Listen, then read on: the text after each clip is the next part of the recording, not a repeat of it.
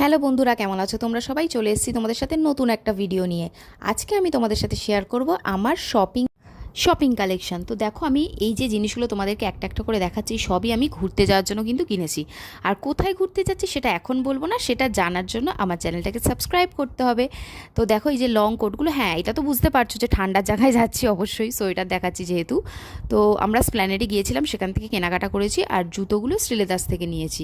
তো এটা আমার জুতো ছিল, কেমন হয়েছে আমাকে জানিও কিন্তু। আর এই টপগুলো খুবই কম দামে পেয়েছি। তোমরা যারা স্প্ল্যানেড থেকে কেনাকাটা করো তারা তো অবশ্যই জানো। আর সবকটাই কিন্তু কী টপ বলবো, ওই শীতের পরার যেগুলো হয় সেই রকম। এগুলো এমনি নর্মালি গরমের সময় পরা যাবে না, স্পেশালি এইটা সাদাটা।